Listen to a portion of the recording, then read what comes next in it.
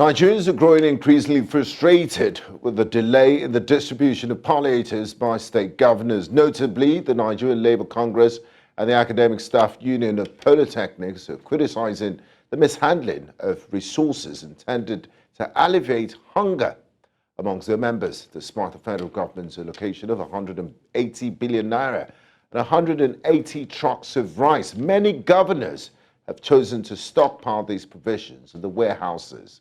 This inaction is exacerbating the consequences of subsidy removal.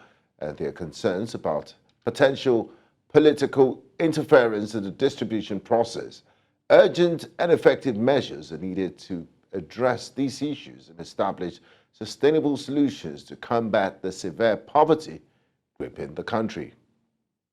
Now, joining me this evening for this all-important discussion is Ayodele Adio, the managing editor, Avalon Daily in Lagos, and also Michael Adeleye, an economist and human capacity development professional, joining from Lagos. A warm welcome to you both, gentlemen, and thanks for joining me on the conversation. Thank you for having me. Thanks for having me. Now, I'd like to start with Ayodele. It's quite perplexing to witness the delay in distribution of this vital palliative, especially when the public's frustration seems to be mounting. It seems we haven't learned from the shameful images that were shown across TV screens in the country during the COVID-19 crisis with regards to the distribution of palliatives. Ayodele, what underlying factors do you think are contributing to this unfortunate situation?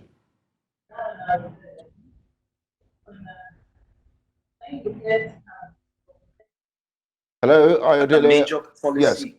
Yes. Go ahead, please. Can you hear me? Yes, loud and clear. Go ahead, please. Great. So I said what you're witnessing is clearly a major lack of planning. Because if you're going to implement a policy of this magnitude that is going to cause price shocks, and it's going to be inflationary in nature, pushing the price of goods and services across the country by almost 300%, you should have prepared adequately to deal with the contagion effect of such a policy initiative. Right, and unfortunately, that has not happened, and so we're pussyfooting essentially, people are grappling with the challenges of trying to feed, or trying to afford basic amenities, while it would seem that those in government still have no clue as to how they are going to tackle this problem. Unfortunately, again for me, the entire palliative, is costing the federal government less than 200 billion. And in fact, if you read the press release that followed the announcement of these 180 trucks of rice and 5 billion per state, monies that were disbursed to state governments were supposed to be used to also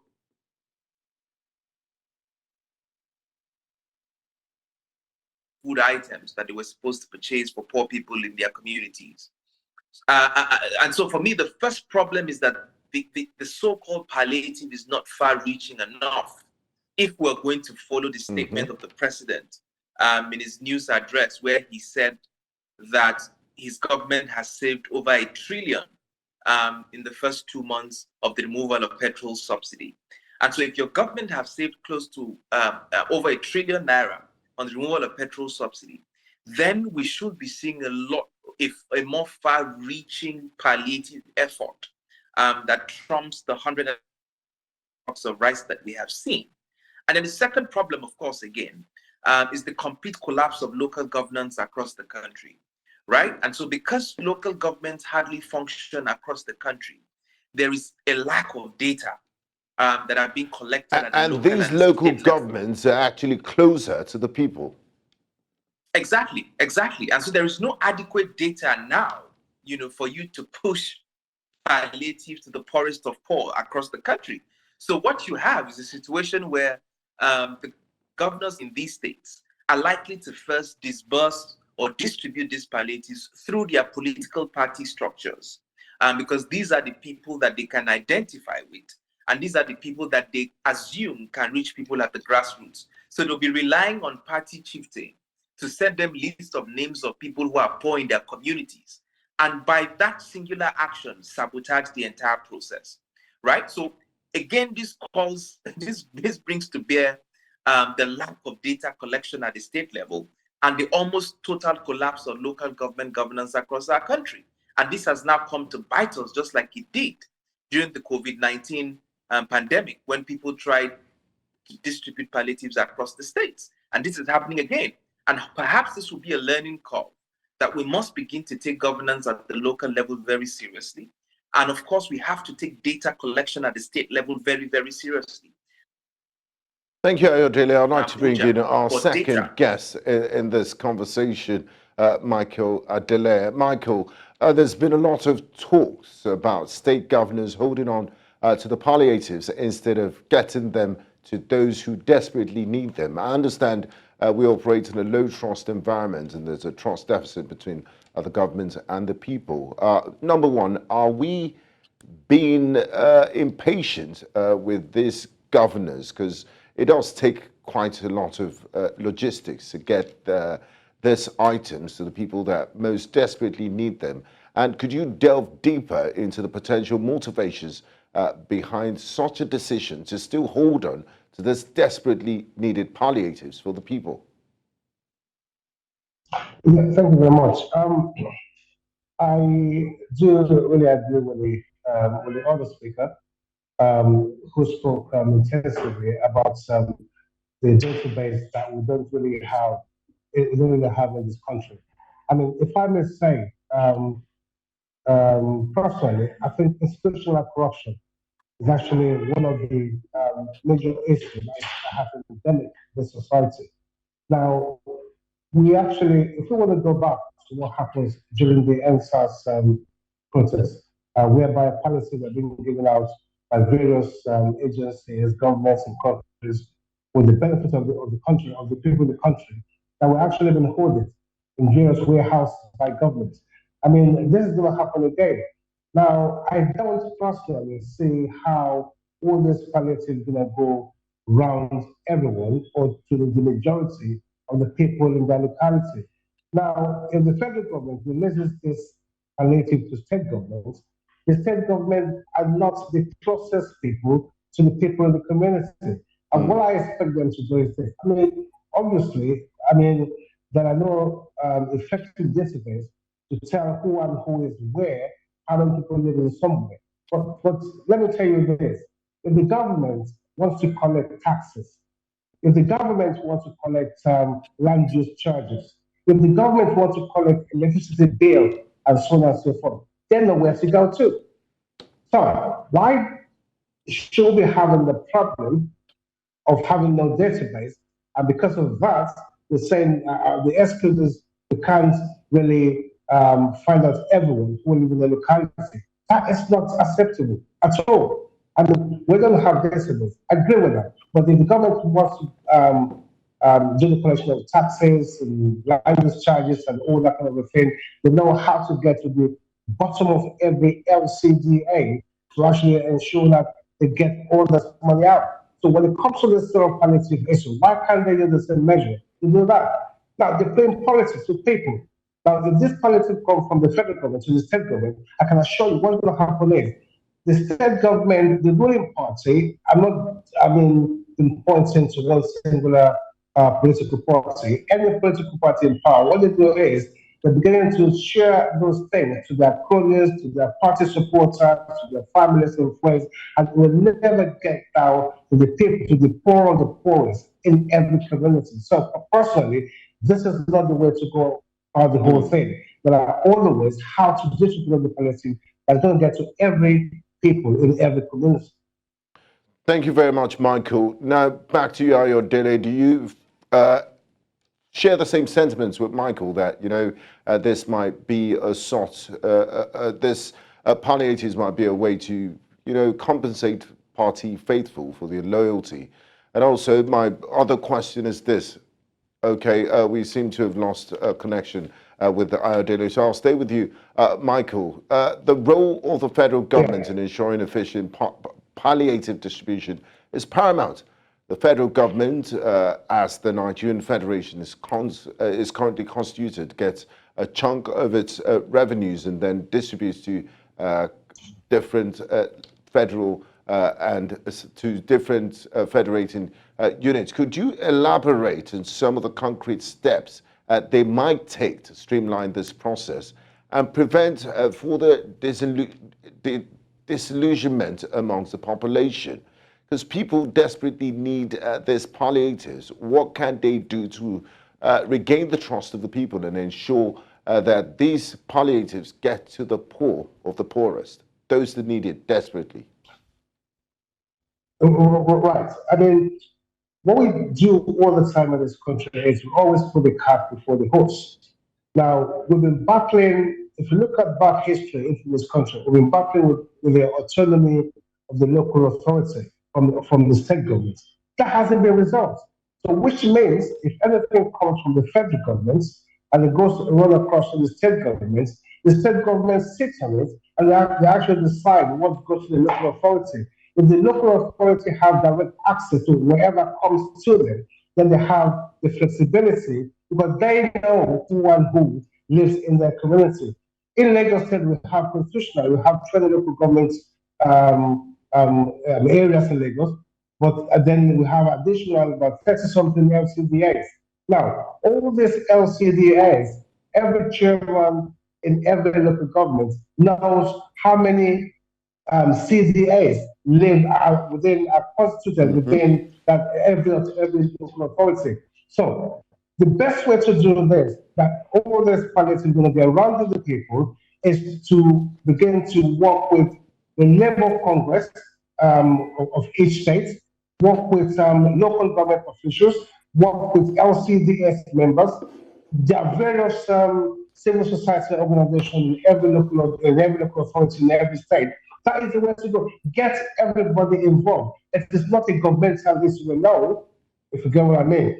The last person in every community has to get involved in how to have access to this palliative. I do not believe that the government has the sole responsibility to distribute this palliative. No, the federal government said that it should be a chain line system. The federal government sent it down to the local, to check the state government, and the state government has a compilation of every society, civil society, local government officials, CDS in every community. They have a full list. So they know how to distribute all this, and that will go straight to them.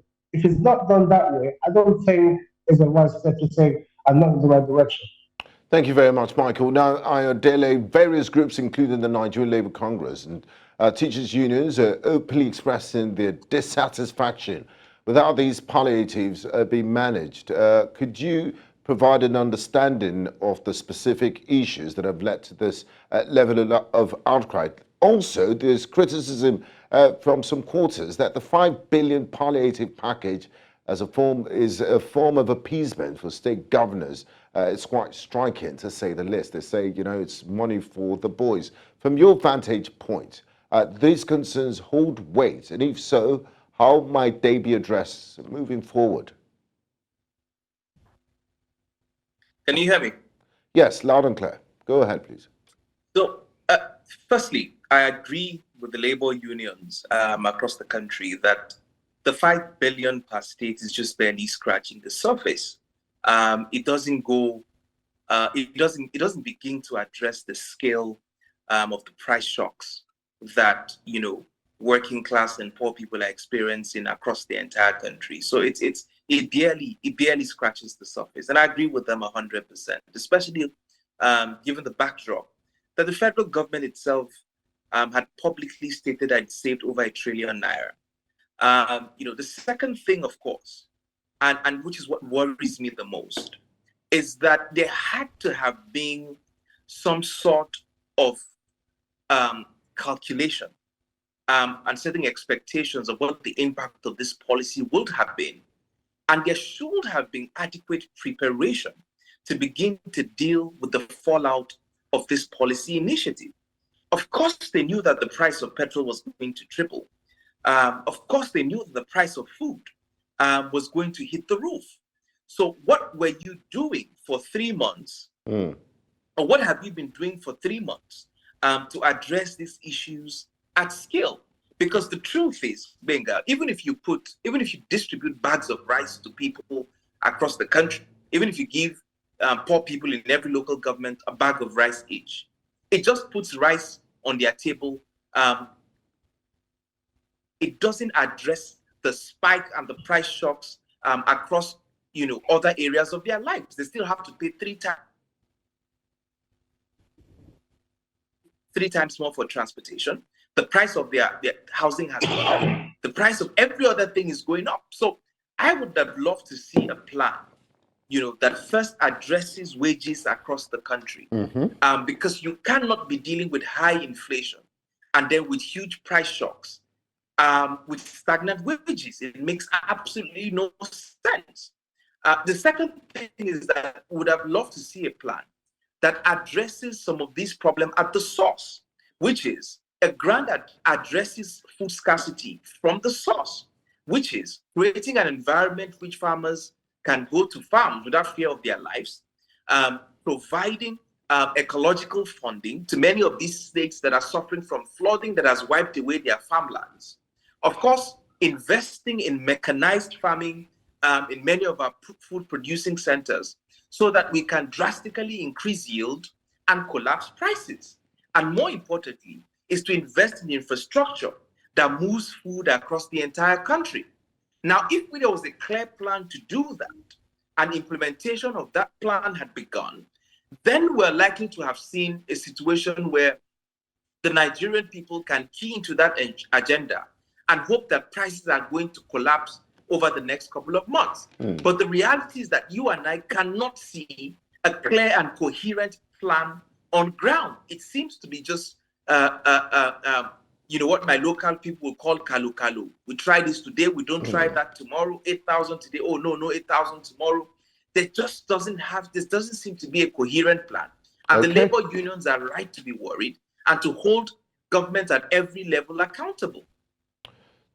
Thank you, Ayodele. Now, Michael, Ayodele shares the same sentiment with the skepticism voiced by the national president of the association, Association of Staff of Polytechnics in Nigeria, and of course, the labor union regarding this initiative. They seem to say it's not a well thought of program and not much thought was given into it regarding. They also talked about the lasting impact of these palliatives in combating extreme poverty, which is thought-provoking. They say things like, you're not, how sustainable is this? You're just giving a man fish and you're not teaching him how to fish. Can you offer some insights into the potential supplementary strategies that could make a more meaningful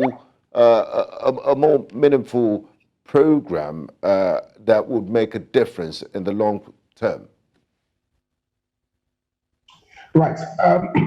Thank you once again.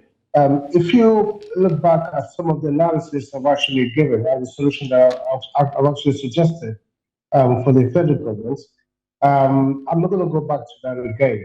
We're only talking about the food palliative. If I want to buttress what the other gentleman had just made mention of, it is not just food that's going to give that supplement, but that's just going to take out people from that poverty level where the majority of Nigerians are at the moment. The World Bank, the World Bank actually gave us a statistics 3 months ago that around about over 70% of the population are living far below the poverty line. That is worrisome. That is very worrisome. Now, if you're giving up palliative, what percentage of that palliative will actually serve as a succor to the majority of the poorest in this country? We are not just being sensitive. Our government are not just being sensitive. Now, if you look at where we are at the moment, The solution, the first solution for me, I would go towards the security, because we have a large percentage of our farmers couldn't go to farm because of insecurity, banditry, kidnapping, and so on and so forth. That should be the first solution that the government should be spending money into, or putting the money into. You took off the subsidy, the fuel subsidy. What is the immediate solution to that subsidy that you've taken off? The poor of the poorest in this nation are people that actually belong to the microeconomic system in this country. The welders, the food sellers, the refrigerator technicians, and so on and so forth. How do they, what is the sustainable element they use to sustain themselves? It's fuel, it's petrol. Okay, now we've actually increased the price of petrol because of the subsidy as well, from 185 to around about 700 at the moment. They can't afford to do that. So to kill a sector of the economy, the microeconomic system, it's been stamped on because they can't afford to buy the little 1 liter, 2 liter petrol they buy. To power Nigerian generators said it's no longer there. Why don't you use that palliative money to fix our refinery? That's what I will ask them. If you're spending about 80 billion and thereabouts as palliative, use that money, fix one of our refinery. That's why we will begin to have that ease of buying petrol at a very reduced price. People are moving away from petrol now to go into gas, liquefied natural gas. But guess what? The price is shooting up again. So where do we want to run to? Now, if you look at the majority of our youth in this country lack skills. They go to tertiary institutions, polytechnic universities, but they're half baked. They only go there to learn theoretical skills, but the practical skills are not there. If you want to build a house in this country, for example, one of the major coming up industry in this country is the construction company. Who are the people that actually, the artisans that build these properties for us in this country? They're foreigners. You can't have a skilled plumber to work for you in this country, no skilled POP person, mechanic, builder, tilers, and so on and so forth. Go years ago, we used to have our technical education very vibrant. There are money that have been budgeted for that sector of that education in this economy. But what's happening now? That is not happening anymore. So instead of people spend that money into our technical education system, let people begin to gain skill. It's skill acquisition. Exactly, and that's a more sustainable interventionist policy than just giving out handouts. Let the economy be stimulated and let people work. It's not sustainable. It's not working anymore. Thank you very much, Michael. I'd like to bring in Ayodele back into the conversation before we wrap this up. A few weeks ago, Mr. President addressed Nigerians, which was a rarity, in comparison with the last administration. He said, we feel your pain, we're doing something about it, and he reeled out some of the government's policies towards mitigating the pain felt by Nigerians as a result of the removal of subsidy. Now, the erosion of public trust due to the palliative delay appears to be a significant consequence. Now, in the grand scheme of things, Ayodele, how vital is maintaining public trust during these times of economic strain, and what broader implications could this erosion have for the new administration of President Bola Ahmed Tinubu? In truth, I'm not sure that, if you do a survey across the country, I'm not sure you'd find many people who still have any kind of trust in government. Do you think the honeymoon period of this government is over? I'm not even sure that it had any honeymoon period. That's the truth, right? Because the last administration had made a mess of the Nigerian economy, and people had already been feeling the brunt, of low growth, high inflation, weak economy. We now have one of the highest unemployment rates in the world. So this government really and truly doesn't have any what you would call honeymoon period. People expect it to hit the ground running because it had promised it would do so during the campaign season. Although it also made the point that it was going to take very difficult decisions, right? So the point I'm making here is, or I'll close with this point. The government needs to be very careful to realize that many Nigerians, millions of Nigerians are going through one of the most difficult periods of their lives. And if we continue to push them through a series of price shocks and a lack of social safety net, we are likely to see a situation where many Nigerians are pushed to the wall or to the brink, and that's not a situation we want to experience or something we want to see. So it's in the interest of the led and those who are being led to ensure that certain things are put in place. Thank God there are now ministers who have been sworn in, and some of these issues are addressed urgently to avoid a situation where the poor, would lose absolute control. You saw what happened in Adamawa a few weeks ago, where young people were breaking into storage facilities to make away with rice and grains. You saw a few pockets of protest in Kano State a few days ago. Now, you don't want to push this too far, because if it gets to a point where Nigerians lose hope completely and have no other means to feed themselves and their families, and do not see any respite in the near future, what you're going to have in your hands is absolute chaos. And so that's the choice that this government has to make, to either avoid chaos by, pursuing a plan that is urgent and implementing these things fast, or allow the Nigerian state descend into a state where it becomes very difficult for government to control the Nigerian people. And no government would want to lead its citizens to a state of anarchy. Thank you so much for your time and insight, Adeleye Adio, Managing Editor, Avalon Daily, and also Michael Adeleye, an economist and human capacity development professional. Thank you for your time, your contribution, and your insight. We do appreciate it. Thank you.